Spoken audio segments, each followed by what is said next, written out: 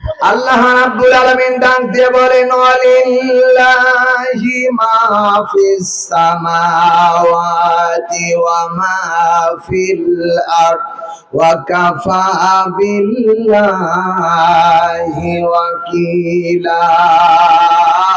জোরে বলেন আল্লাহু আকবার। সূরা নিসা ৪ নাম্বার সূরা ৫ নাম্বার পারা ১৯ নাম্বার উপর ১৩২ নাম্বার আয়াত বলছি। কান খাড়া করেন। রব্বুল আলামিন ডাক দিয়ে বলেন এই আকাশের ভিতরে যা আছে আর জমিনের ভিতরে যা আছে সবার মালিক কে? আরো জোরে, জোর হলো না। সাদাতপুরবাসী বিবেক দিয়ে খাড়া করে কান খাড়া করে শোনা লাগবে। পূর্ব থেকে পশ্চিম আর পশ্চিম থেকে পূর্ব, সীমার থেকে জনম জাতি যা আছে সব একান্ত মালিকানা কার? আরো জোরে। দুনিয়ার কোন অংশীদারের মালিক এখানে নেই, যা কিছু আছে সব আমার আল্লাহর। এই জন্য আমার আল্লাহ এক। আল্লাহ রাব্বুল আলামিন ডাক দিয়ে বলেন কুল হুয়াল্লাহু আহাদ আল্লাহুস সামাদ। জোরে বলেন আল্লাহু আকবার। সূরা ইখলাসের মধ্যে আল্লাহ রাব্বুল আলামিন ডাক দিয়ে বলেন ও নবী আপনি বলেন, ও নবী আপনি বলেন কুল হুয়াল্লাহু আহাদ, আমি আল্লাহ এক, অদ্বিতীয়, আমার কোন শরীক নেই, আমার কোন অংশীদার নেই, আর আমি একা একা। আমি আল্লাহ, আমি আল্লাহ এমন সত্তা। আল্লাহ কোরআন শরীফে ও কথা বলেন ওয়া কাফা বিল্লাহি ওয়াকিলা।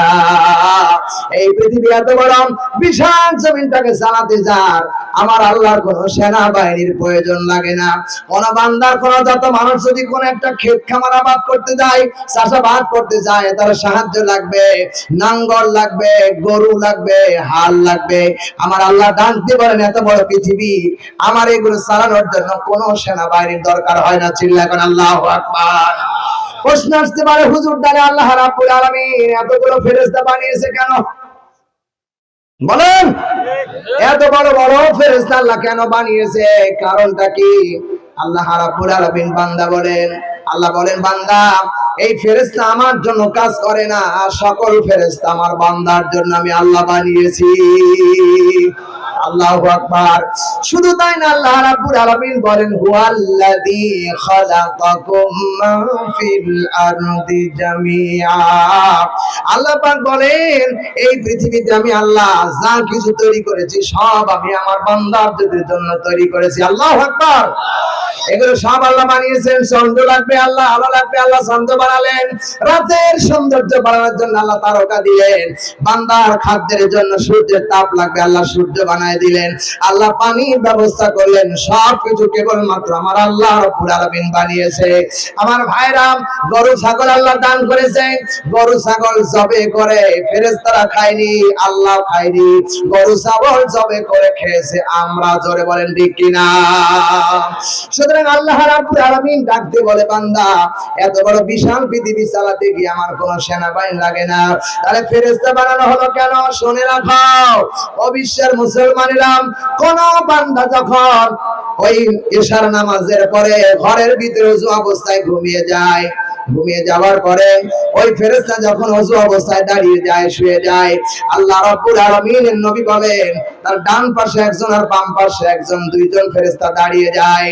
ঘুমের মধ্যে যতবার ওই বান্দা ডান দিকে কাত হয়, ডান দিকের ফেরেশতা সারা রাত দাঁড়িয়ে দাঁড়িয়ে আল্লাহর কাছে বলতে থাকে রব্বুল আলামিন তোমার বান্দা ওযু অবস্থায় পবিত্র অবস্থায় ঘুমিয়েছিল, আমি ডান দিকের ফেরেশতা দাঁড়িয়ে বলছি তার জীবনের গুনাহ খাতা তুমি মাফ করে দাও। ও সাদাতপুরবাসী শিক্ষা গ্রহণ করো, ফেরেশতারা তোমার আমার জন্য দোয়া করে। নবীজি বলেছেন কোন বান্দা যদি ফজরের পরে আল্লাহুম্মা আজিরনি মিনান নার ৭ বার তেলাওয়াত করতে পারে, আল্লাহর অগণিত ফেরেশতারা সকাল থেকে নিয়ে সন্ধ্যার জন্য তার মনে মাগফিরাত কামনা করে। ফেরেশতারা আল্লাহর জন্য বানিয়ে নিয়ে তোমার আমার জন্য বানিয়ে, সুবহানাল্লাহ বলতে পারেন নাই?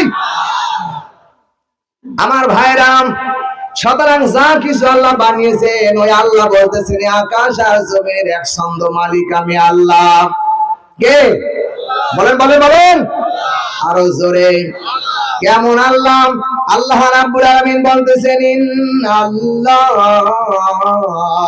লা ইয়াখফা আলাইহি শাইউন ফিল আরদি ওয়ালা ফিস সামাই। জোরে বলেন আল্লাহু আকবার।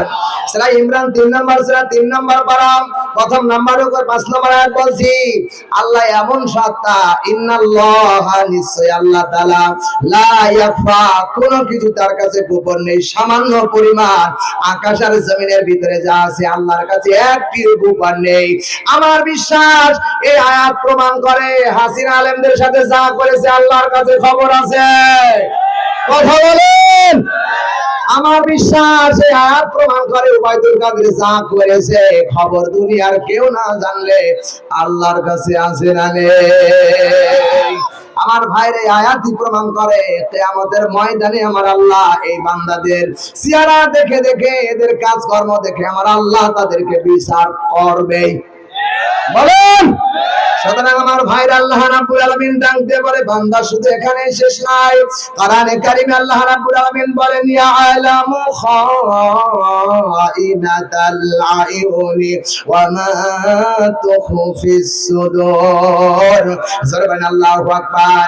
সূরা মুমিন 40 নম্বর সূরা 24 নম্বর পারা 2 নম্বর উপর 19 নম্বর আয়াত আল্লাহ রাব্বুল আলামিন ডাকতে বলেন, ইয়ালামু আল্লাহ খবর রাখেন।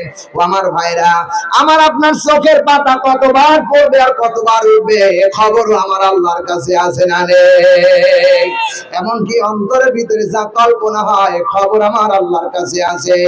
সুতরাং যে পাপ করেছে বিবেকবান মানুষ এখানে বসে যারা আছো, পাপ করেছে যারা বিবেকের কাছে চিন্তা ফিকির করো সকাল থেকে সন্ধ্যা পর্যন্ত কি করেছো। দুনিয়ার কোন রাজা বাদশা যদি না জানে আমার স্বয়ং আমার আল্লাহ রাজা দেখে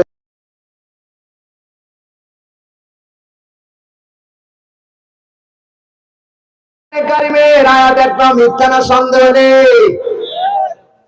যদি আল্লাহ কোরআনে কারিমের কথা বলে থাকেন অবশ্যই শুধু তাই নাই, আল্লাহ রাব্বুল আলামিন বলেন, ওয়া ইয়াউমাল কিয়ামাতি তারাল্লাযীনা কাযাবু আলাল্লাহি উজুহুহুম মুসওয়াদ্দা। জোরে বলেন আল্লাহু আকবার। অবিশ্বাস মুসলমান, আল্লাহ রাব্বুল আলামিন বলেন সূরা জুমার 39 নম্বর সূরা 24 নম্বর পারা 6 নম্বরের উপর 60 নম্বর আয়াতের প্রথম অংশ বলছি, কান খাড়া করেন।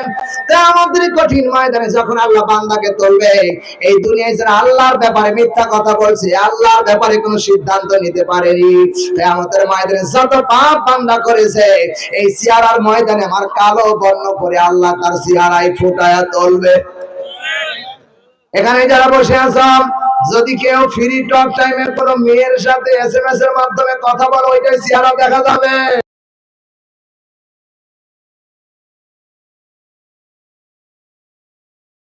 দড়ি লাগিয়েছিল, হ্যান্ডকাপ লাগিয়েছিল, এটাও চেহারার মধ্যে দেখা যাবে। আয়াত প্রমাণ করে। কথা কয় না ঠিক কিনা? আল্লাহর কসম, যারা সাইদি সাহেবের হাতে হাত, যারা হাতের ভিতরে হ্যান্ডকাপ দিল, আলী হাসান মুজাহিদ এবং পাবনার আব্দুল সুবহানের ব্যাপারে সেই লোকটা সাক্ষ্য দিয়েছিল কাঠগড়ায় দাঁড়িয়ে। আল্লাহর কসম, আমি নিজে চোখে দেখেছি। সাক্ষ্য দেওয়ার পরে ওই দিন থেকে ও পাগল। আমি নিজে চোখে দেখেছি। সুধানগর যখন আমি কথা বলতেছিলাম, আমার পাশে দাঁড়িয়েছিল চেয়ারম্যান সাহেব, আওয়ামী লীগের চেয়ারম্যান। লোকটি খুবই ভালো। যদি আওয়ামী লীগ করেন, আওয়ামী লীগের সবাই তো খারাপ না। কথা কয় না রে? সবাই খারাপ না, কারণ যারা দোষী তারা তো দোষী। চেয়ারম্যান সাহেব আমাকে ডাক দিয়ে বলেন, হুজুর আজকে এমন একটা ওয়াজ করবেন যাতে করে জাতির বিবেক ফিরে যায়। আমি বললাম আমি পারবো না, আমার আল্লাহ বলাবে, আমি পারবো না। আল্লাহর সাহায্য যদি তাকে পাবো। ঠিক না বেঠি? সম্মানিত ভাইরা, ওয়াজ শেষ করলাম। সকালবেলা ওইখানে ছিলাম সুজানগরের পাশে সাতিয়া, যেখানে মাওলানা আব্দুল সুবহানের বাড়ি, ওইখানে আমার মাহফিল ছিল। সকালে এই চেয়ারম্যান সাহেবের সাথে চা স্টলে বসে চা খেতে গেলাম। সেখানে ডাকতে বলেন, শাহাদত ভাই একটা কথা বলবো। এই লোকটারে আপনি কেমন দেখায়?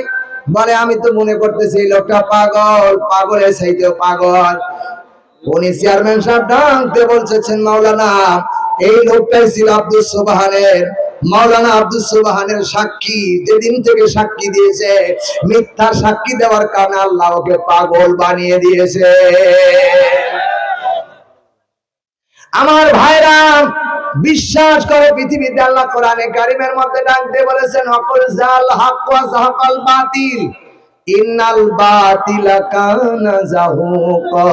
আল্লাহু আকবার, জোরে আল্লাহু আকবার।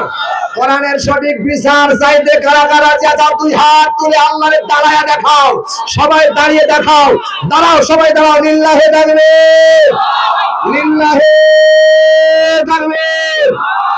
কোরআনের পক্ষে যারা আছে মাঝখান থেকে তাকবীর দিয়ে দেখো আমরা কোরআনের পক্ষে আছি, লিল্লাহে তাকবীর। আল কোরআনের আলো, আল হাদিসের আলো।